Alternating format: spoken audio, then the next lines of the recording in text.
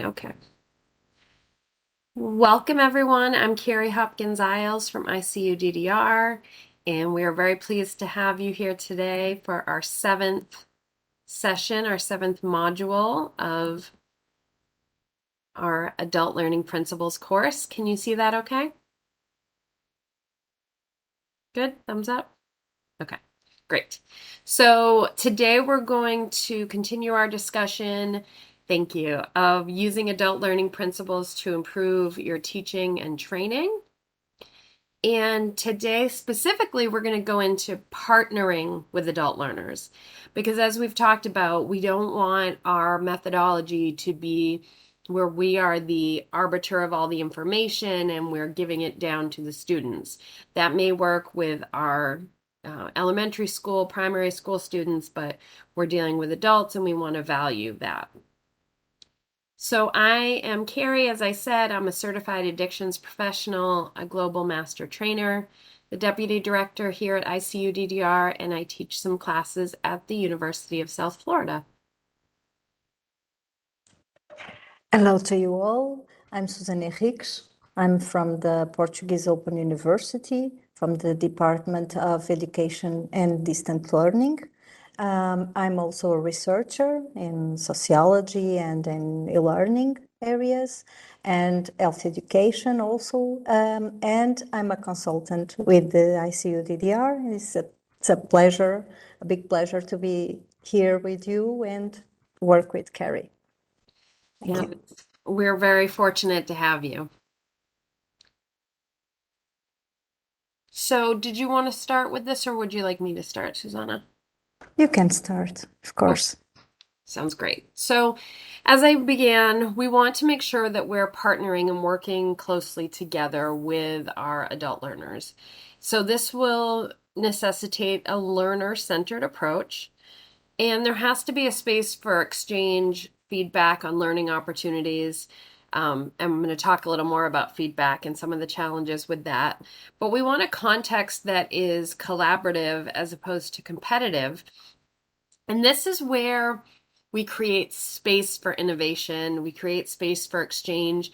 And I will say that personally, I know that I became a much better educator when I was able to say I don't know, when I was able to ask my students what they thought and listen to their ideas, when I was able to kind of open up conversations to my any of my students and let that be okay and let it be where we can have feedback and we can, even feedback on, maybe the syllabus or the curricula that I have set up.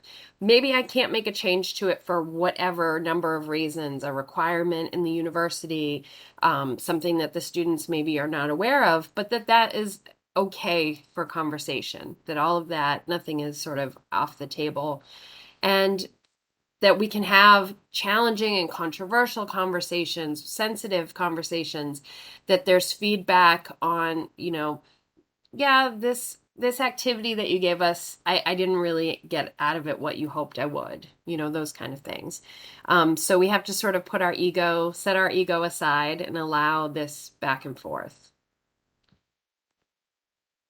That also goes to us being able to provide feedback to our students, and this can be uncomfortable. It's sometimes we don't want to give them constructive feedback, especially in like one-on-one or in a group, and we're uncomfortable, but there's a lot of value in that if we can do it the right way.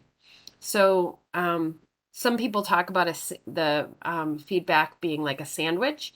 You want a positive, like your first piece of bread, and then you put some constructive criticism in there. Maybe that's your meat, cheese, and veggies, and then you can say something positive again. And that's important because as human beings, we tend to only hear the negative piece. And so we really need to couch it in some positives that we saw. For lots of reasons, just to be affirming and to try to make them be able to hear what we're saying. Some people are really good at giving constructive criticism, but they can be very harsh. Some people are able to be really positive and reinforcing, but have difficulty with the more constructive. And when we get into what people can do better, how they can grow, how they can learn and do a little bit better, that's where we get into some purpose and meaning. And so these are things we really want in our feedback. It's always important to make sure we're differentiating that what we are giving feedback to is the behavior, the activity, the assignment, not the person. So I remember at one of my first classes at university, the professor wrote on the board, "You are not your writing." And had like, "This is you and this is your writing." You're not, so that if you don't do as well on your writing assignment as you hoped, that is not a poor reflection on you. That is something that you can learn and grow from, which also leads to it being goal oriented. So, what is it that we want the person to learn, to present something more confidently, to get more depth in their writing, to understand concepts better, whatever it might be. And hopefully it's a more transferable skill and a bigger picture with adults than just um, the specifics of the content. And so when we are working with adults, we are more of a facilitator. As I said, sometimes you're stepping back and really letting the process happen with other students, and you're receiving feedback, you're giving feedback, and it's group as process rather than just content transmission. Here's me giving you information that may or may not stick. And so it's more than passing on information. It's helping students, it's helping participants to think rather than just get the information. So I was having a very sensitive, controversial discussion with a student in class the other day, and she was arguing with me. And I was trying to explain to her, I can agree with everything you're saying. What I'm asking of you is, can you look at the other side of that argument? Not to agree with it, just to have that skill. Just to say, let's say it was about the death penalty, just as an example. You may be completely against the death penalty, and me as your instructor, I may also be completely against the death penalty. But my goal, my job, isn't to try to agree with you or to convince you of something, but it's, can you see why other people do support the death penalty? Can you wrap your mind around that and think in such a way that is going to expand your understanding and make you a better student of life, a better researcher, and even, be able to understand your own opinion better by understanding the other side. So that's an example of where, I had to stretch and push this student to say, it's not about whether I agree with what you're saying or not. It's about, can you have the mental flexibility to look beyond that? And I think that when we're working with adults, we're trying to push those skills more than just information. So we want to engage participants in creating, discovering, and applying their learning insights. So giving assignments, for example, where here's what you learned, here's what we talked about. Did it change anything that you thought before? What are you going to do with that information so that it's really applicable and relevant? So a hierarchical model is where the teacher or the trainer is the teacher and the student is the learner. And really, we want to collaborate. I learn from my students all the time. They make me think differently. We don't want to assume that we know more than they do. And so we are the one who is up there providing tools, we're providing structure. We might guide, if there's a discussion, debate, conversation happening, we may have to take it out of emotions or ask facilitating questions or move things along. There's no doubt that we're in a position of power and authority, but we kind of purposely put that down and allow the process more than being the expert at the top. And so to that end, we want to try to have as much as possible a flexible agenda. Maybe what we thought was going to bring clarity didn't, and so we need to spend more time on a topic. Maybe something we thought was going to be difficult was really easy and people had studied it before or had experience with it. So we can move a little more quickly through that. Um, I remember once I did an assignment with students where we were talking about how much people make and how, like, I gave them some examples of families with income and with output and budgeting, and the students were just riveted and they spent a lot of time on it, and there was such a great meaning in what they learned. There were so many moments where they thought, oh my goodness, I had no idea that people were trying to live on these incomes, or I had no idea how much money was going out. And so I didn't plan for that activity to take the entire class, but the value was so clear. So I was willing to, you know, go through something quicker the next class or whatever it was, because they were all just in awe and having conversations and asking me questions, and there was clearly so much meaning in what they were doing in that class. So we can't predict everything and we want to be adaptable. And obviously, we all have learning objectives and syllabi and things we have to do. So we can only be flexible and adaptable to a certain extent. And that's understandable too. But to the extent that we can, it's so valuable. And it shows the student that we are being receptive to what they need as well. So, some facilitation techniques, rather than sort of teaching from the top techniques, are things like action planning, talking to students with, like, okay, you have this information, or you have this new knowledge, or this new way of learning, whatever it is. They can plan what they're going to do with it. What does this mean? What do I do with that? Brainstorming, so just letting people talk about ideas. I like to do things like, what policy do you think you would create based on this if you had that opportunity? What I teach a lot of criminology classes, so I talk about, like, what changes would you make in the criminal justice system given the option, and then that can go into action planning or brainstorming.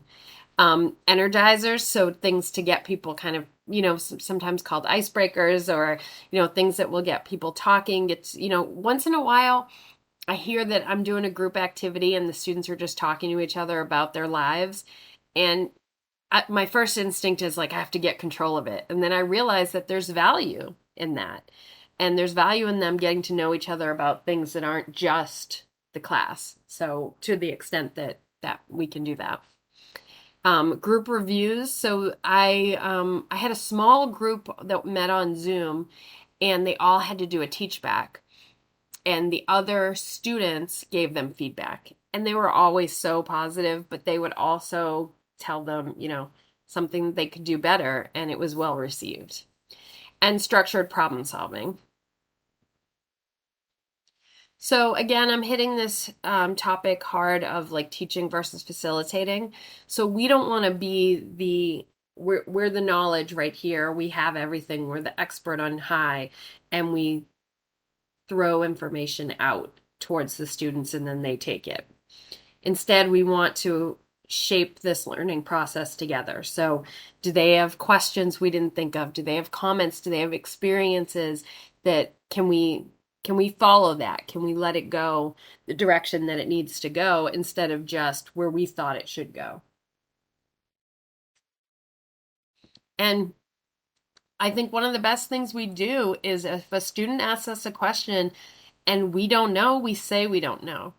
And I when a student asks a question in class and I don't know, you see like four people pull out their phone and look it up, and then they'll share, and then we talk about it. And I'm learning, they're learning, and I'm also teaching that it's okay not to know something, which is just a critical piece of life, I think.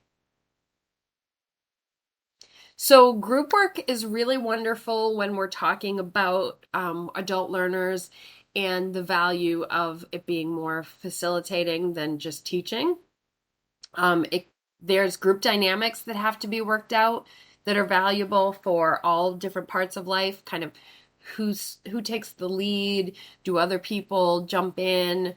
Is someone the note taker? Is someone the person who then reports out what they talked about, etc.? They're trying to accomplish something together as a group, and some people are going to be more laid back. Some people are going to be, push them ahead.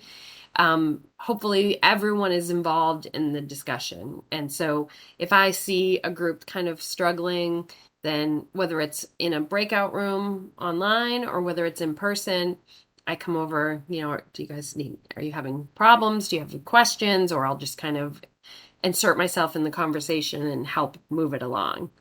But there's a lot of value in group work. And it can be very simple tasks for them to discuss and work on. It doesn't have to be anything that's of great work or fancy for us to create.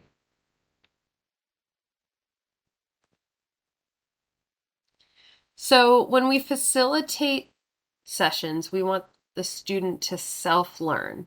We want the sessions to be student-centered.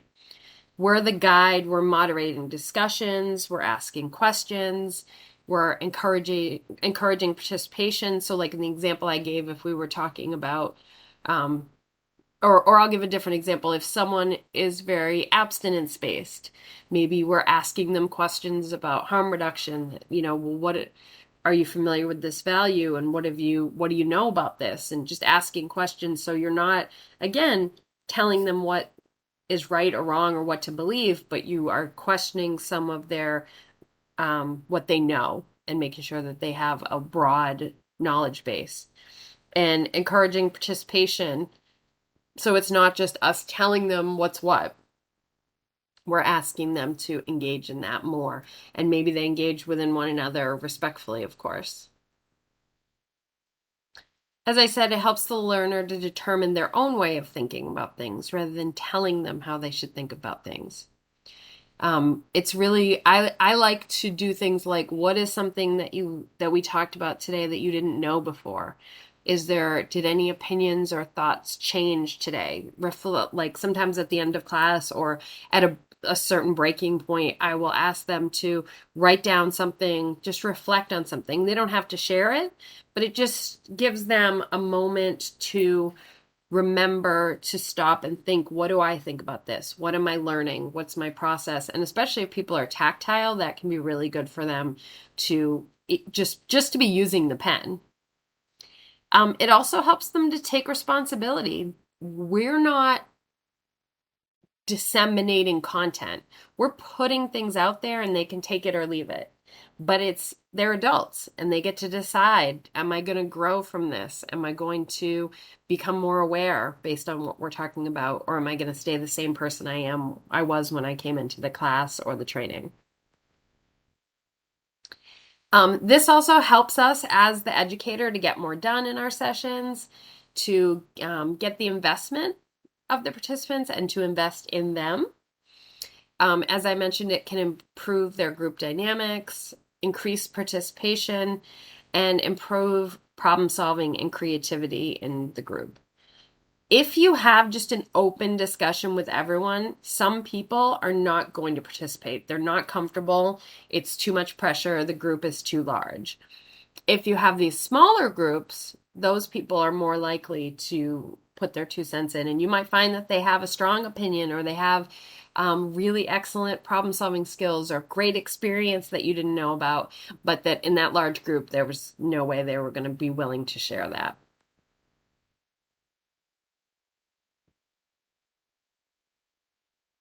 Well, I will share with you some examples of my practice. I work with a virtual environment, but I work with adults.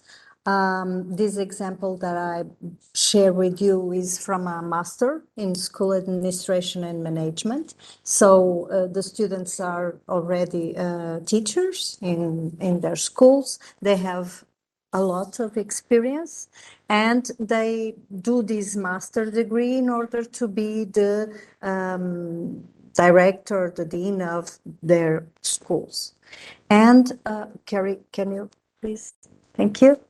And the activity is a partnership that is done first in small groups. In small groups, they select a case study. they analyze and discuss the case. They point diverse ways or solutions, diverse ways to deal with that situation or even solutions to implement and solve it and elaborate a synthesis of the analysis.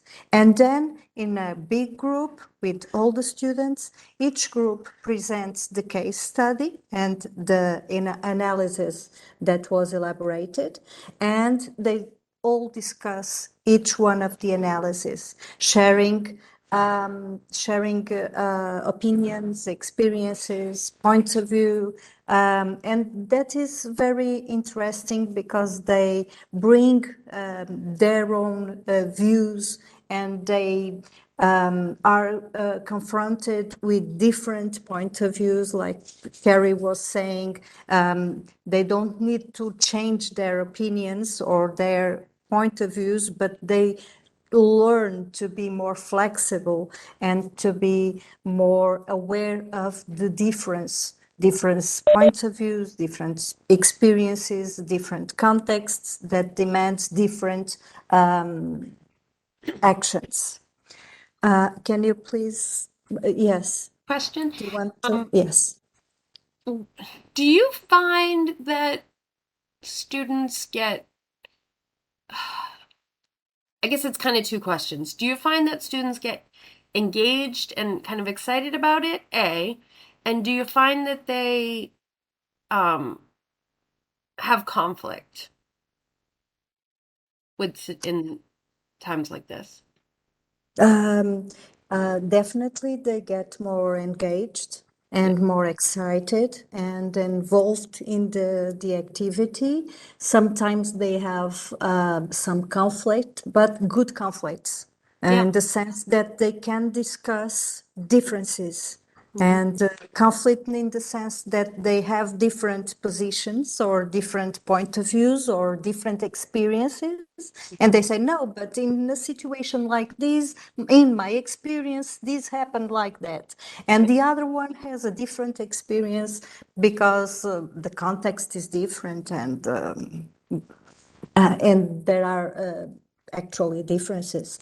But in this sense, yes, there are a lot of arguing and a lot of discussion and a lot of conflict and arguments, different arguments and opposed arguments sometimes, but I never had the situation where I had to interview because the things were bad, you know. It was always conflict in a good sense.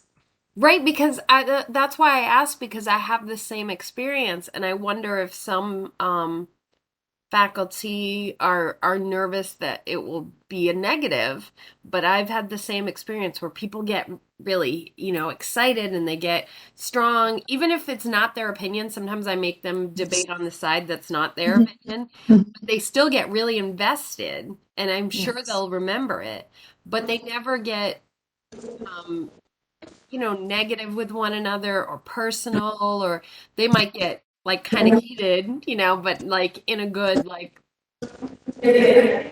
Yes, it's my experience also. They means I think that somehow they understand the environment and the context and the the objective, the goal of that exercise. So they use it, and they use it in a positive way, and they learn effectively. And I would say they grow.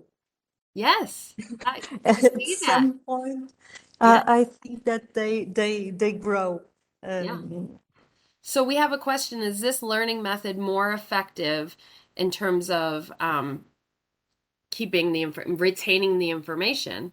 And I would just say anecdotally that I really believe it is, because I think that just like anything, like if you talk to someone, if you read an article or something like that, you might keep it for a period of time, but then it might go.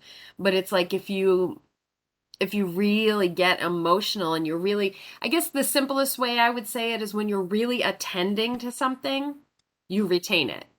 And so, okay, oh, does it go to action? Yeah, I mean, I think that the action in my mind that occurs is that they understand how to like structure a discussion, a debate, like especially when I've had them have to argue a side that's not what they believe. They understand more the process of just having a structured conversation, doing the research. You know, I don't know what your thoughts are on that, Susanna. Yes, I agree. I completely agree.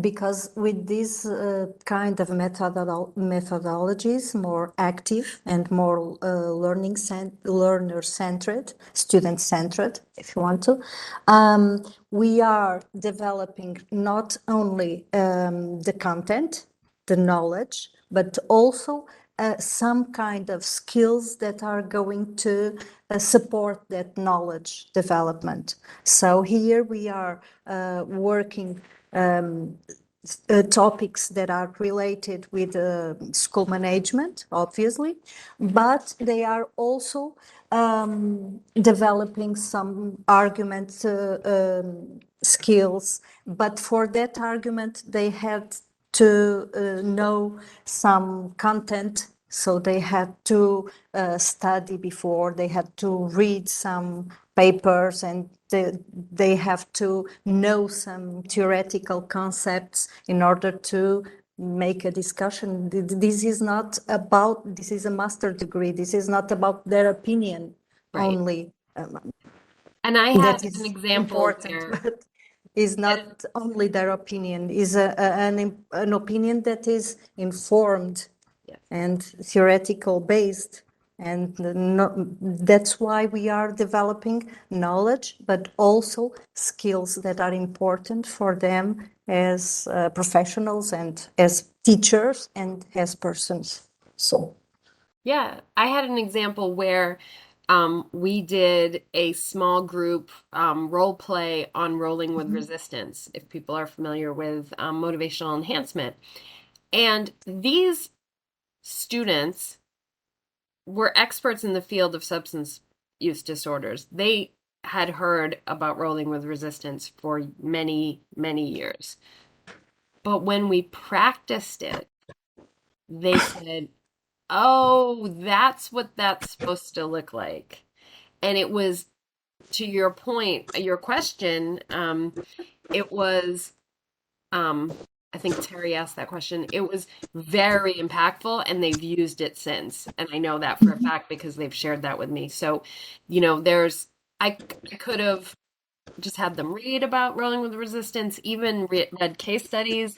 I could have had them, talk about it. But basically, what I did was I let them try to be difficult clients with me, and then I had to roll with resistance, and they were very impacted by it. So I think that there's, a lot of value in that. mhm, that's Okay, true. did you want me to go to the next slide, Susanna? Yes, please.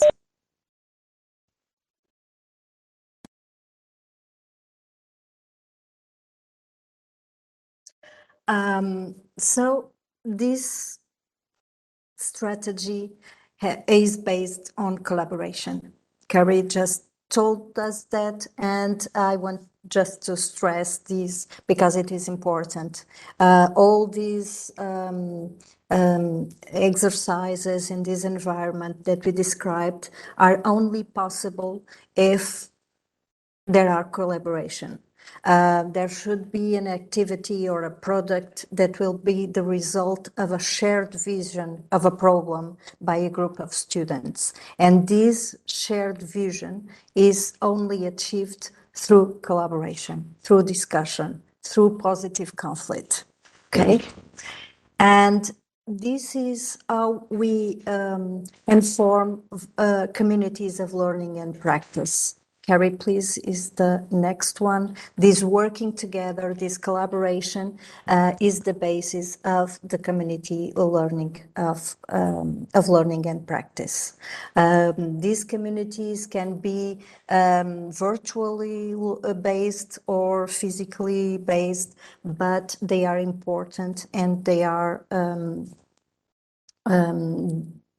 essential to these strategies and to this collaboration and to this personal and professional development and growth.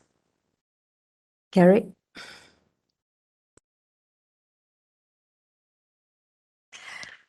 Yes, now we would like to hear you about what you think or some experience that you have to share, that you want to share with us.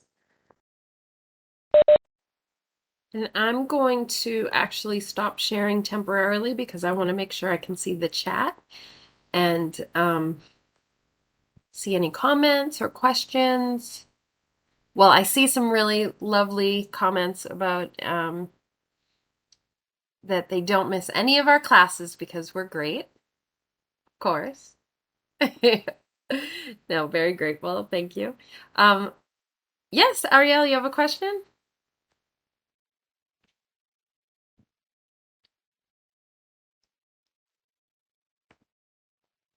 Oh, I believe you're muted. Unmute for us.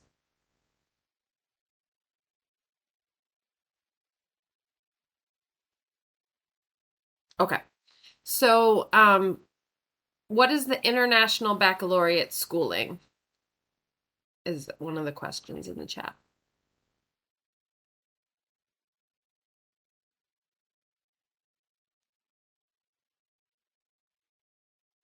Sorry, international. Is that something that you mentioned, Susana? I don't think so.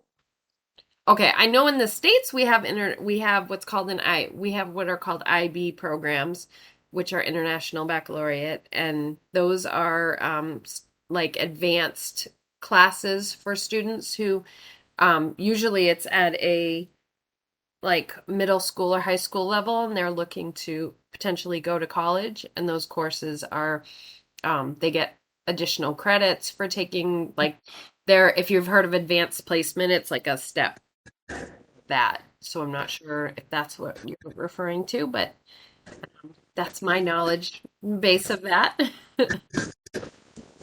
So Terry asked us about if that learning method was more effective in terms of absorbing learning, and we came to that. Mm-hmm. And then oh, okay. Terry said for drug prevention targeting student councils or school organizations, what concepts are a must for them to know and maybe discuss along with them, which can lead for these groups to come up with policy or part of these activities? Yeah, good question.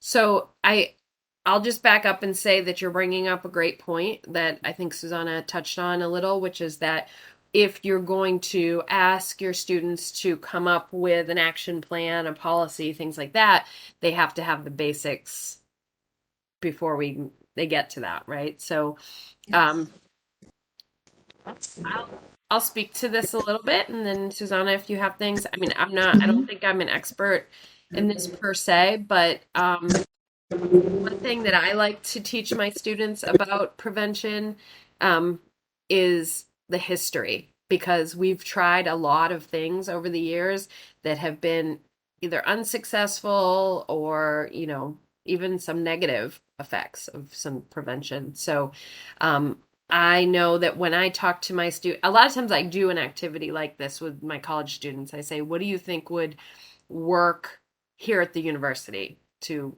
prevent drug use disorders or alcohol deaths or binging, things like that. So one of the main things that I do is I go through things like DARE in the United States or, other programs, campaigns, and ask them, what is, I show them what has happened so that they can not like reinvent the wheel, especially reinventing something that was not successful. Would you add to Yes. that? Yes, I would like to add that it's important to for these kind of professionals that work in prevention to know about history, because now we are talking about science of prevention, and it is at least in Portugal, it's recent. Scientific field, and most of our professionals that work in prevention, they are experiential experts, which means that they have a lot of experience, but they don't have the proper training. So they don't have some conceptual and theoretical based knowledge to do prevention in the different contexts or different settings, like family-based prevention or school-based prevention or nightlife-based prevention. So, and these different fields require settings require different approaches, also based on a theoretical framework that is specific for that context. And this is important, that it is important that these professionals that are in training have this basic theoretical knowledge in order to inform their discussions that we can do with them. And this background allows them to work to their experience, allows them to work, to look for what they do in a daily basis with their interventions, and in a critical way. What can they improve? What are they doing that is not evidence-based? What are the results, the effective results of the programs where they are working with? So I think that's it. Thank you. Um, and then I don't know if this is like fully on topic, but that's okay. We can do what we can. Question about like gambling addictions and I guess more some of these like behavioral areas. What are some of the best methods to help people? Um, and I think like for us, we're focused today and in this series on making sure that our folks who work in this field of substance use disorders, behavioral addictions, co-occurring addictions, all of that, that we all have the knowledge base to teach our students, to teach even our clients, to be learners, because I think there's a lot of, or sorry, to help our adult learners, because I think there's a lot of information out there on um, the the use disorders. And a lot of people, many of you here are probably experts in substance use disorders or behavioral addictions or prevention.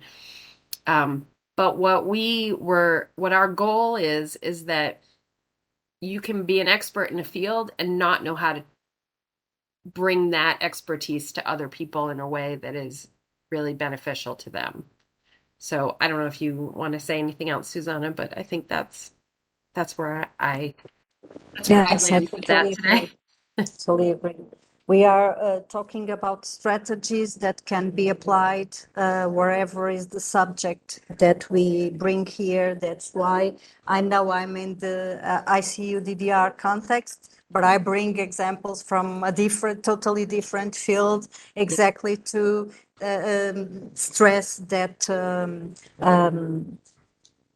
flexibility and that Yes. possibility to be applied wherever is the subject. Because if we have the goal to develop knowledge and skills related to that knowledge.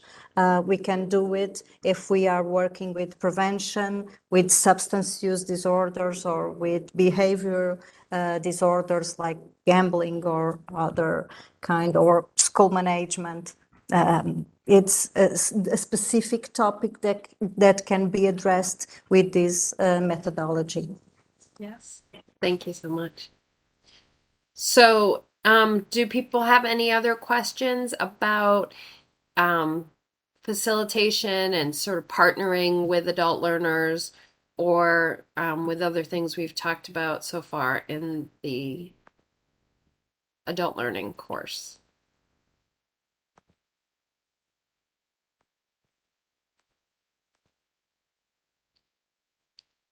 I wanted to share that we have one last session. This is bringing it all together using andragogy to better guide adult learners. So this will be, what, 3 weeks from today? 3 weeks from today at the same time. And we hope you'll join us and register. If you can go to the ICUDDR.org website to register through there. And I think there was a question in the chat about, let's see. Is there a study on the effectiveness of this methodology?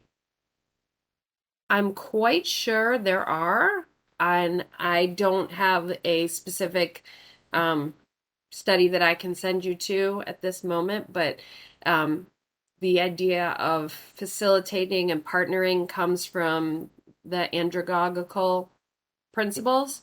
So if you look at andragogy, there's a lot of studies on why the results of doing andragogy with adult learners rather than treating them as you would youth. So andragogy versus kind of pedagogy.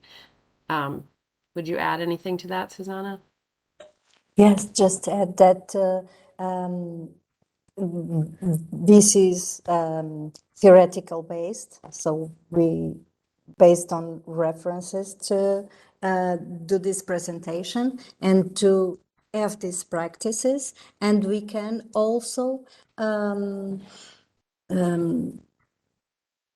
see the results with our students, because we experiment these strategies and we have effectively better results with these active methodologies.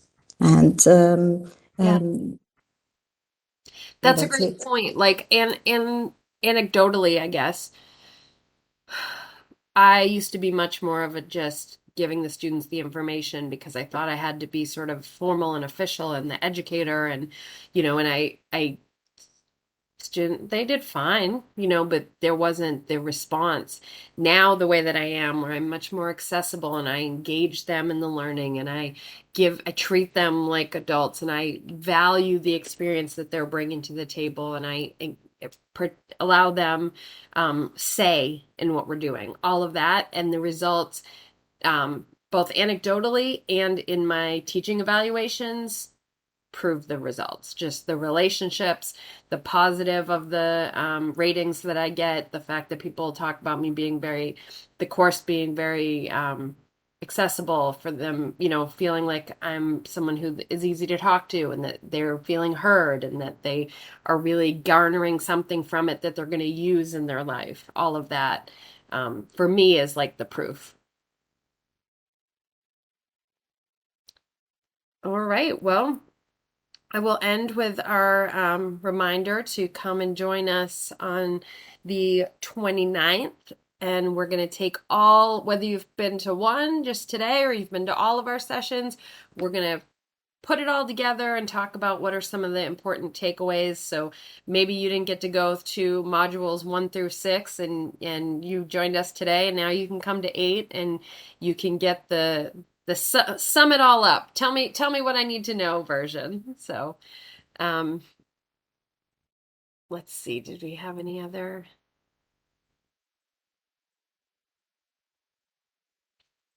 All right, excellent. So, any other comments or questions before we let you go for the day?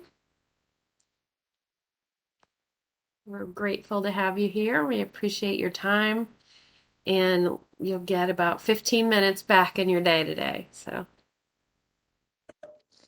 Bye bye. Thank you. thank you all.